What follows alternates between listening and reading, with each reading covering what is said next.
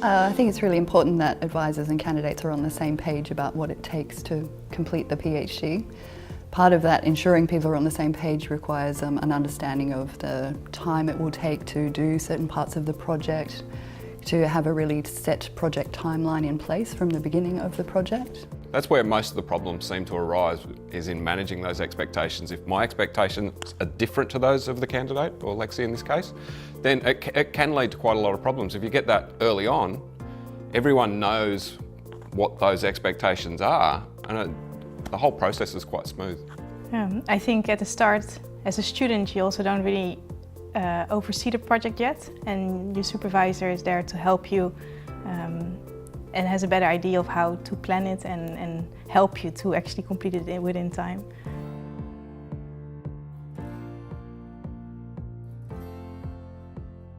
As an advisor, no, I think I took some of my experiences as a candidate where I had different expectations to my advisor, and we didn't have those clear and open channels of communication. Well, I think by establishing expectations early on, it just starts that dialogue in what I want, what my advisor needs, how we best plan to complete a project. So we used some of the resources from JCU to do that. There's some checklists that are really useful to go through to help clarify those expectations.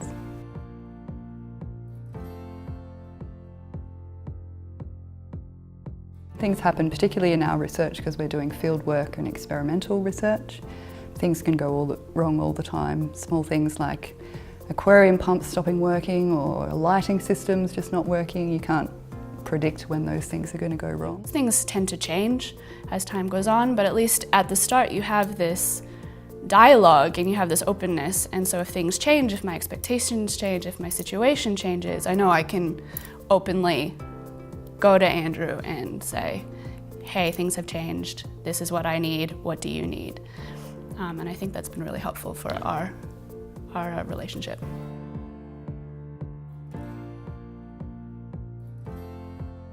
Yeah, at the start, we in one of the first meetings I think we had, we went through that list and we both signed it, and we actually discussed the points that were on there. So it did help me to have a structure. Like we didn't forget stuff when we discussed it. Everything was there, and yeah, I think that helped me. Yeah, I can't actually remember all of the things that are listed on that checklist, and that's why it's important to have a resource like that, so we remember all of the things that we need to discuss. Yeah.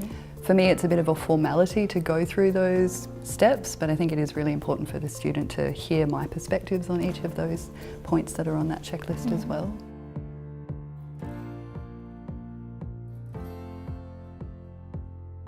So in the field, I've had a few problems, and then I always communicated it with Mia and she came with solutions, or I suggested solutions and Mia steered me that way. Our primary field location up around Lizard Island's had 2 Category 4 cyclones, it's had a major bleaching event. You know, that changes a lot of the things that we have no control over, so you need that flexibility in the planning to be able to adapt to that, take advantage of it in some instances, other instances shift your study location, but having those regular meetings and the flexibility in the project itself and in our communication is critical. And I also know from my experience in the field that we can always come up with a solution.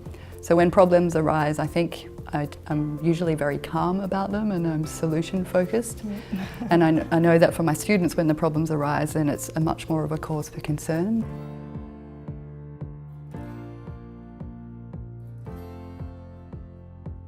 It's hard to admit when you are struggling, or it's hard to admit when you failed or you've screwed up, or you've missed a deadline, or you've misspent money, or any kind of silly mistake.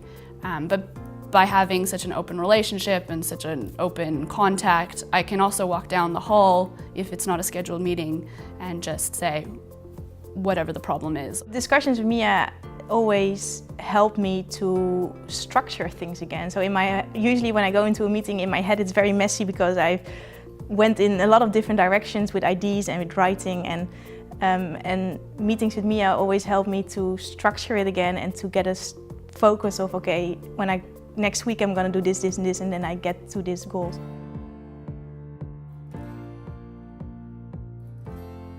The benefits are endless. really getting them to open up, let them make their own mistakes. So Lexi says, you know, quite often I'll come, I think I'm going to disappoint Andy. You know, this hasn't worked. But in the back of my mind, I'm not expecting it to work. But it's part of the learning process. Yep. So for me, supervising research students is one of the best parts of my job. So I find it extremely rewarding.